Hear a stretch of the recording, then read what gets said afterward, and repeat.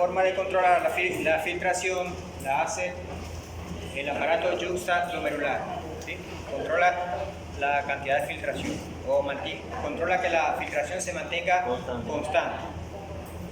Tiene entonces dos formas de controlarlo. Primero detecta cuánta presión.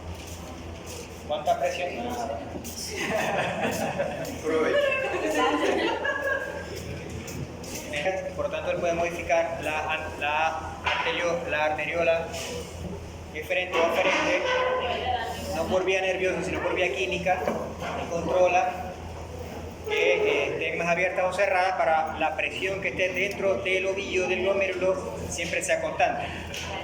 Esa es a través de la presión, pero también puede detectar cambios en el componente de filtrado, porque si hay una alteración de la presión también se altera el filtrado. Hay más sodio o menos sodio, o más potasio o menos potasio. Entonces él a través de quimioreceptores también puede detectar esos cambios. Tiene entonces a través de baroreceptores o de quimioreceptores. Y entonces el intrínseco es el que hace todos los aparaticos yuxtaglomerulares de todos los glomérulos están haciéndolo simultáneamente para controlar la presión del glomérulo. Entonces eso es un complejo, sobre todo miogénico. Y eso lo hace el riñón constantemente, aún estando la presión dentro de rangos normales. Eso quiere decir, si ustedes se acuestan a dormir, la presión les baja. Entonces el riñón tiene que compensar esa bajada de presión.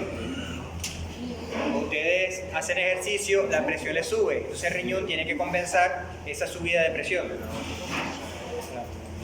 Entonces esos cambios de presiones sanguíneos diarios, el riñón siempre los está compensando siempre y cuando el aparato yuxtaglomerular esté funcionando. Como dije, los fármacos antiinflamatorios no esteroideos afectan la función del aparato. Entonces, si ustedes están tomando constantemente o le dan a un paciente constantemente antiinflamatorios no esteroideos, van a afectar la función del aparato yuxtaglomerular. Y hay otra forma, es cuando el paciente es hipotenso o es hipertenso, ya requiere mecanismos de control más fuertes. Entonces ahí entra otro mecanismo que vamos a explicar ahorita, que es el sistema de renina, angiotensina, aldosterona, y también el simpático. Ok, entonces ya hablamos de la filtración. Vamos a hablar ahora del segundo paso de la formación de la orina, que es la reabsorción. Bien, estas siglas que están aquí es túbulo proximal, asa de L, túbulo distal y conducto colector. Bien, si vemos aquí, esto verde es la glucosa. Dijimos que la glucosa, al ser una molécula pequeña, se filtra, pero no aparece glucosa en orina. La aparición de glucosa en orina es indicativo de algo patológico. Así sea traza de glucosa, no debe aparecer glucosa en orina. Entonces, por lo tanto, eso nos da a indicar de que toda la glucosa que se filtró tuvo que haber sido reabsorbido. Y esa reabsorción, como vamos a ver aquí, ocurre en el túbulo proximal. O sea, la glucosa que está en línea verde se filtró toda. Aquí es el momento del filtrado y ya a mediados del transcurso del túbulo proximal ya se reabsorbió toda. Vamos a ver el agua. El agua es esta azulita. Fíjense que el agua pasa al asa de L, y el asa de L se reabsorbe una gran cantidad, y en el túbulo distal es donde termina de reabsorberse gran cantidad de agua hasta que aparece la pequeña cantidad del túbulo en el conducto colector, que es lo que va a aparecer en la orina. Aquí tenemos la inulina, que la inulina es un compuesto químico que no se reabsorbe. Entonces, eso se usa para medir la capacidad que tiene el riñón de funcionar. Y la creatinina, más bien, está por encima. Quiere decir que la creatinina que se filtró, a esa creatinina que se filtró, se le suma más. Eso lo vamos a ver ahorita. Hay un medicamento, no sé si es el mismo, el que dice L-creatinina, pero Creatinina. ¿O es lo mismo? La creatina. Hay gente que lo utiliza para subir un poquito No, de... se llama creatina. Ah, Creatina. creatina. Creatina. La creatinina viene de la creatina. Ah, ok. Ah, pero sí. La creatinina viene de la creatina. Sí. ¿Viste? La creatina viene de la creatina, ¿sí, verdad? Sí, la creatina viene de algunos alimentos. La creatina no consume la creatina. Sobre todo la carne. Por eso porque Ok, entonces la reabsorción, como ven aquí, va a ocurrir en los túbulos. ¿Y que se reabsorbe? Todo lo que no necesita estar en la orina. La orina va a quedar solo lo que se necesita. Por lo tanto, la sangre va a recuperar su composición. O sea, la sangre, simplemente que la sangre sale con un poquitico menos de agua, pero la sangre que entra al riñón por la arteria es la misma que sale por la vena. Lo único que va a haber, la variación tan pequeña que va a haber entre la que entra por la arteria y la que sale por la vena, va a ser lo que está en orina. Lo más importante es que se reabsorbe el agua, pero también se reabsorbe todo lo que son solutos críticos como la glucosa, sodio, potasio, cloro y bicarbonato. Y en el proximal es donde ocurre la mayor cantidad de reabsorción. Bien.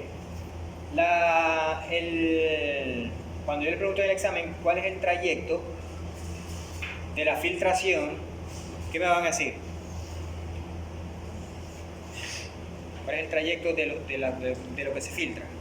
Va desde los capilares del glomérulo hacia la cápsula de Bowman. ¿Cuál es el trayecto de la filtración? Ya, siempre estamos así, pero lo voy a quitar, ahí estamos muy enredados. Vale. Este es el glomérulo, este es el proximal. Sí. Y aquí viene la arteria. Y esto que está aquí es Los capilares.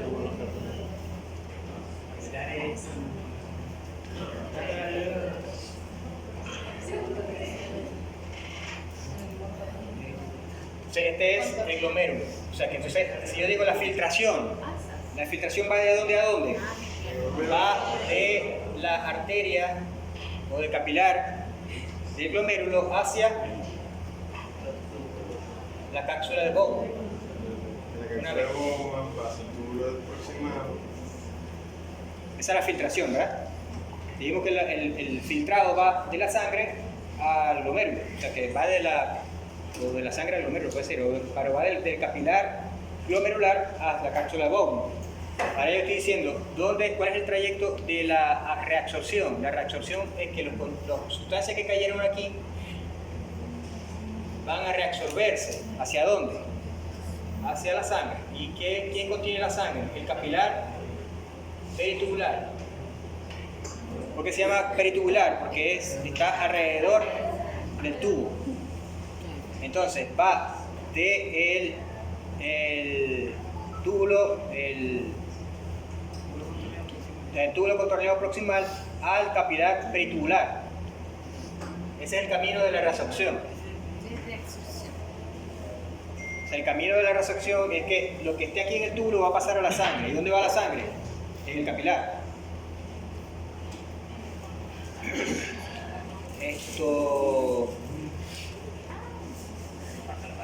Aquí está entonces si vemos aquí, este es el glomérulo y todo esto que está aquí son los túbulos. Y estos túbulos están rodeados de vasos sanguíneos. O sea, aquí está el túbulo y aquí por fuera van puros vasos sanguíneos. De esta manera que lo que se reabsorba de aquí del túbulo va a pasar estos puntitas rojas son sangre. O sea, si aquí está el túbulo, este que está aquí, y se va a reabsorber lo que está aquí, ¿para dónde va a caer? Primero cae el intersticio, obviamente, pero después va a caer del intersticio, pasa al capilar peritubular. O sea, yo le pregunto eso en el examen y no lo responde, y yo no sé por qué no lo responde, si es algo de lógica, como chiste, pero bueno, tomo tiempo tanto.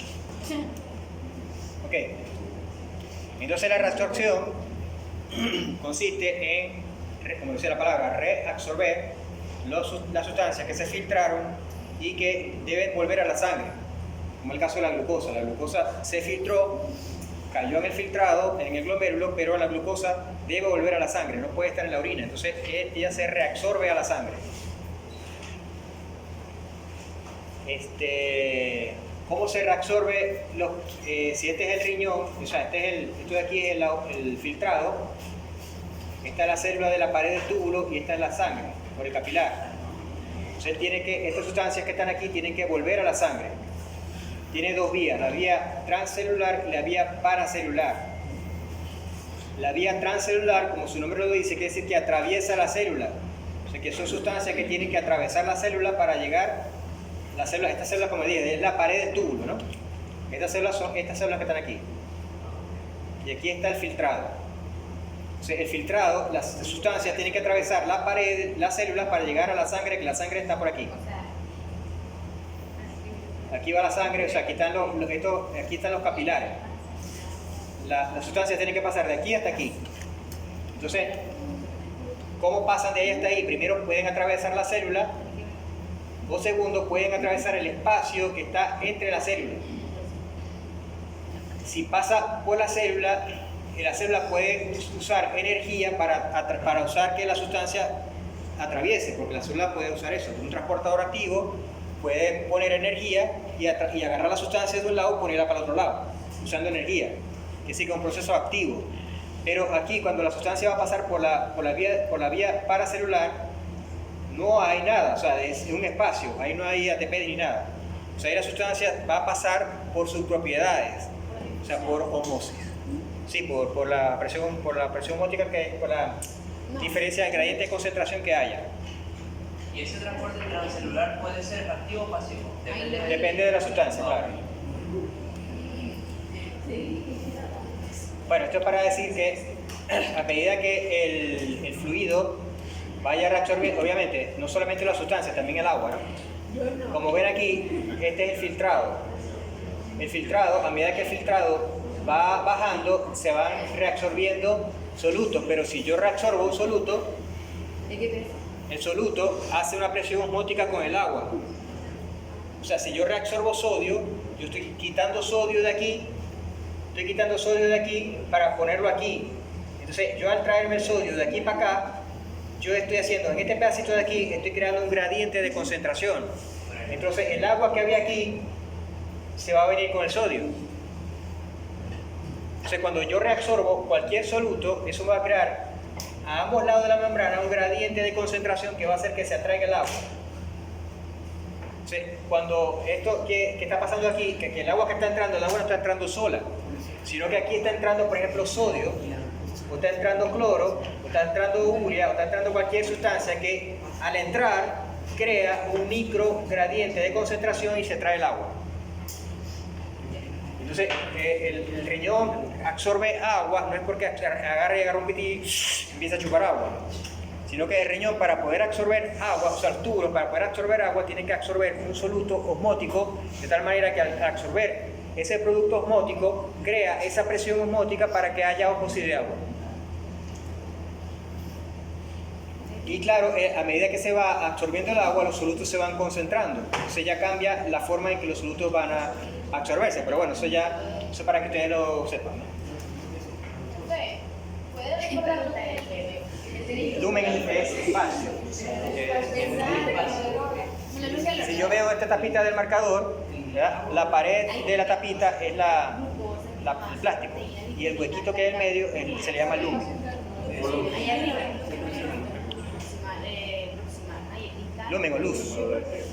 Luz, como a la luz del túnel. Ok. Pues ya dijimos que hay los mecanismos pasivos, son los de difusión. O sea, las sustancias van a hacer difusión de acuerdo a su presión osmótica, o sea, la presión osmótica que haya sobre la sustancia, o sea, el gradiente osmótico, el gradiente de concentración. Agua, gradiente químico o gradiente eléctrico. Y el transporte activo son aquellos transportes, como ustedes ya se recordarán, que la célula pone un ATP para poder entrar la célula, así la sustancia no quiere entrar.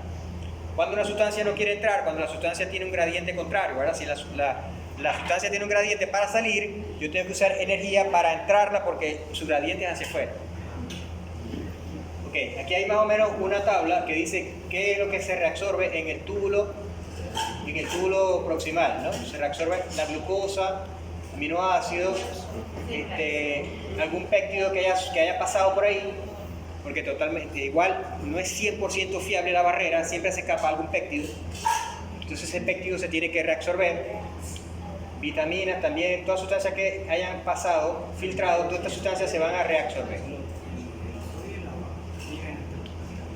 Ok, aquí fíjense que en el AZL se está reabsorbiendo el agua, mucha agua, aquí está hacia afuera, y aquí se reabsorbe iones de hidrógeno, potasio y amonio.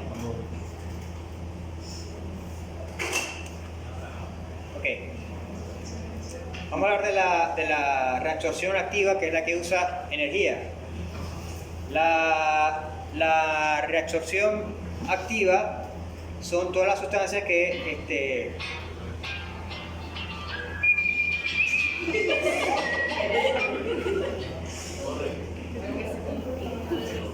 son todas las sustancias que no son minerales, ¿no? O sea, son los sodios, son las sustancias que son más grandes que el sodio, que el potasio, que el cloro, usan un transporte activo. Y ese transporte activo, por ejemplo, el de la glucosa usa un sodio. Eso lo vamos a ver en endocrino. Si me vuelven a dar la clase de ese. Ok, entonces el transportador de glucosa usa sodio como cotransporte.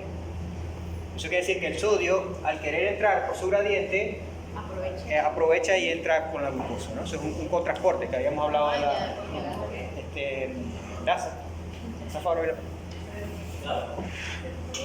Ajá. En definitiva, lo que quiero explicar con esta lámina es que las sustancias que se requieren urgentemente ser reabsorbidas, muchas de ellas van a requerir un transporte activo y ese transporte activo va a requerir ATPs.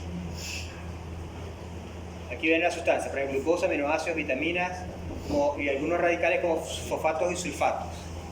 Y si la molécula es demasiado grande, como un péptido, no puede usar un receptor, sino que usa endocitosis. Bueno, esta es una lista de los receptores que hay en las paredes del riñón. Aquí está el filtrado, o sea, aquí es el interior del túbulo, lo que ya estamos llamando lumen, ¿no? Está aquí arriba. Aquí está la célula y aquí está la sangre. Ustedes fíjense que aquí cada una de estas sustancias tiene un transportador. El sulfato, el citrato, esta es la bomba sodio-potasio, ¿verdad? Que mete 3 sodios, mete 2 sodios, saca 3. Está el citrato, los aminoácidos de la glucosa. Y esta bolita que están aquí representa entonces los transportadores hay en los dos lados. Del lado del filtrado y del lado de la sangre también necesita la célula sacarlo a través de transportadores. Profe, ¿y ese que tiene el signo interrogatorio? Claro. Porque no saben cómo si esto pasa o no.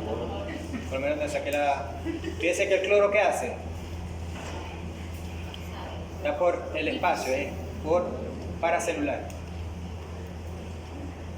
Ok.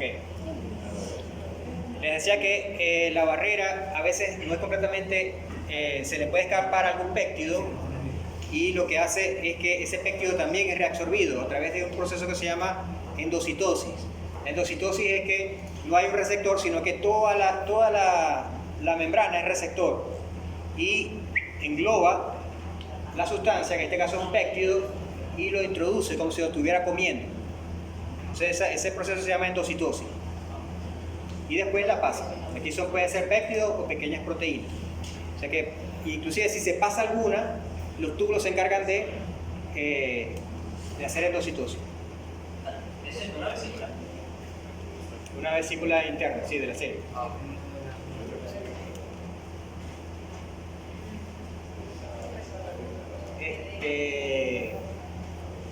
El caso de bicarbonato, el riñón tiene un control especial sobre el bicarbonato, porque si ustedes se acuerdan de bioquímica, el bicarbonato es una sustancia que es un buffer. Entonces, él puede funcionar como ácido o como base. Entonces, eso le permite al cuerpo, con esa sustancia, con el bicarbonato, controlar el pH. O sea, si el pH está muy bajo, o sea que hay mucho hidrógeno, el bicarbonato se encarga de agarrar esos hidrógenos y mantener el pH constante. O si hay poco hidrógeno, el bicarbonato es capaz de soltar el hidrógeno para que el pH no suba tanto. Busca una neutralidad. ¿Ah? Busca una neutralidad. Una neutralidad. Siempre la sangre tiene que estar un pH neutro, como lo vimos en la primera clase, que el pH tiene también su homeostasis. Y eso va a ser un tema de la materia, por eso no estoy hago tanto énfasis. Pero lo importante de que ahora sepan es que el bicarbonato, el riñón controla el pH a través de la cantidad de bicarbonato que él absorbe de los filtrados. Si él puede reabsorber más o menos bicarbonato, eso lo controla el riñón.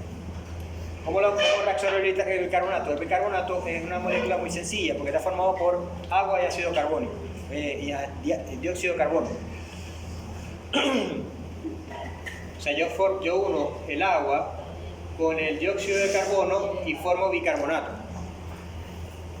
Entonces, ¿qué hace cuando el riñón, para poder reabsorber el bicarbonato? Lo que hace es que él suelta al filtrado, suelta esta enzima que se llama anhidrasa carbónica, que ella cataliza los dos sentidos de la operación. O sea, si él puede, esta enzima, aquí lo que está haciendo es que el bicarbonato lo separa en su componente, en agua y CO2. Y el CO2, como es un gas, ella lo puede absorber. ¿Qué hace ahora el riñón con este CO2?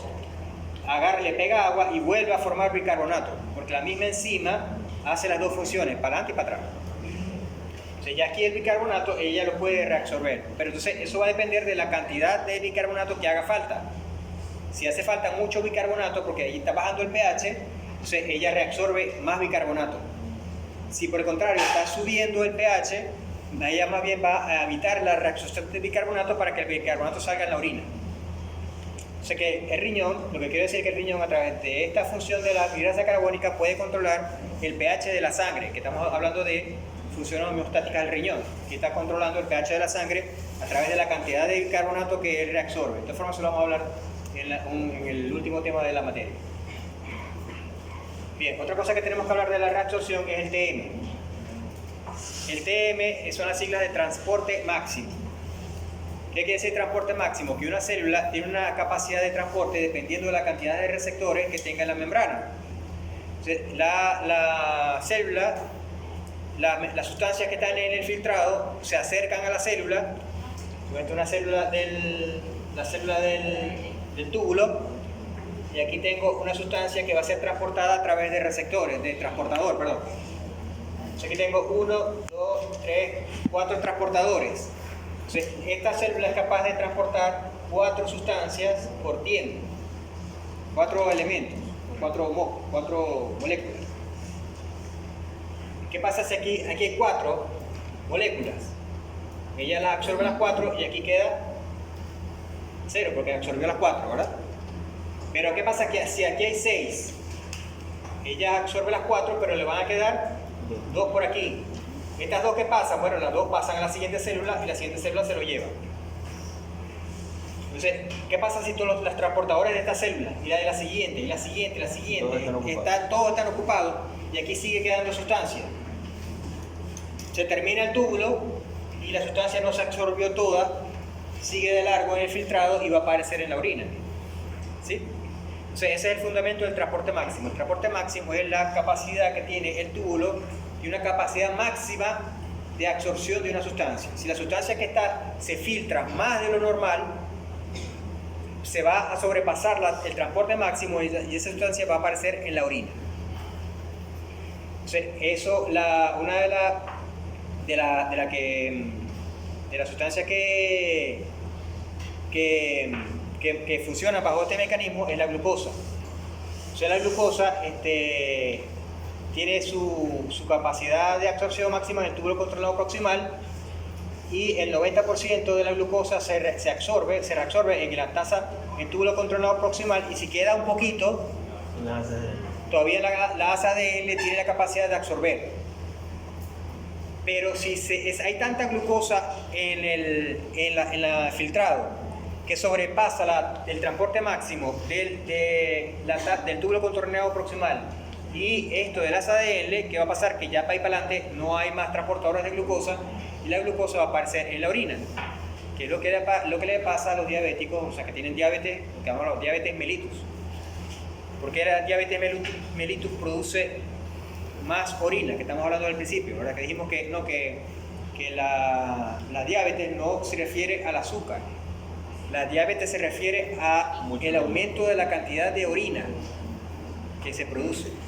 Porque hay diabetes mellitus que es producto de la glucosa, pero hay diabetes insípida que no es producto de la glucosa. O sea, ¿Cuál es la que produce la glucosa? la mellitus. Mellitus viene de miel, ¿verdad? De dulce.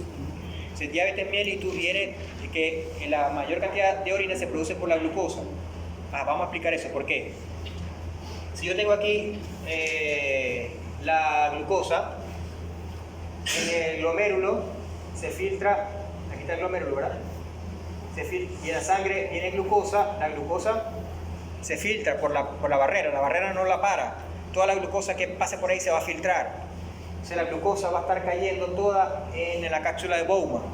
La cápsula de Bowman sigue y se encuentra con el túbulo contorneado proximal, que están entonces todos los receptores, todas las células tienen sus transportadores de glucosa listos para transportar glucosa. Entonces ellos van reabsorbiendo toda la glucosa y la glucosa va a ir poco a poco desapareciendo hasta que ya no hay. ¿Verdad? Ahora, ¿qué pasa si se daña el páncreas? Hay aumento, eso lo explicamos en endocrino. Pero bueno, la insulina lo que hace es que desaparece la glucosa de la sangre y la mete en el músculo y en el hígado. Pero cuando hay daño a la insulina, la glucosa no puede entrar a la célula y se mantiene en la sangre. Entonces hay mucha glucosa en la sangre. La glicemia, que normalmente debe llegar a 80, esa gente la tiene en 200, en 300. Entonces, como hay tanta glucosa en la sangre, ¿qué pasa en el filtrado? Hay muchísima glucosa en el filtrado. Entonces, como hay muchísima glucosa en el filtrado, va a haber muchísima glucosa aquí. ¿Qué pasa? Que los transportadores no dieron pasto para reabsorber toda esa glucosa, y la glucosa que sobrepasó el DM va a aparecer en la orina, aquí en el túbulo. Ahora bien, si la glucosa es una sustancia, ¿qué va a producir con el agua? Presión osmótica, ¿verdad? Entonces, la glucosa que está aquí tiene presión osmótica. Entonces, el agua que debiera de salirse no se sale porque la glucosa la mantiene ahí. Entonces, hay menos reabsorción de agua porque la glucosa está jalando el agua, la está manteniendo ahí. Entonces, al final hay mucha orina y el diabético orina más. O sea que la glucosa tiene un efecto osmótico dentro del túbulo, evitando que se salga el agua, y por lo tanto el agua permanece en el túbulo y hay más formación de orina, y el diabético se la pasa orinando. Entonces, por eso que viene la palabra diabetes. La diabetes es como, la palabra diabetes viene de manguera, es como si la persona tuviera una manguera tomando agua y otra manguera botando agua. O sea, diabetes, la palabra es paso libre. De ahí porque, claro, porque el riñón, a la larga la glucosa también es un veneno, la glucosa va dañando los glomérulos. Todo el exceso de pan. La glucosa es un veneno. O sea, el caramelito, no, eso es veneno. Ok, entonces ese es porque, igual que la glucosa, cualquier sustancia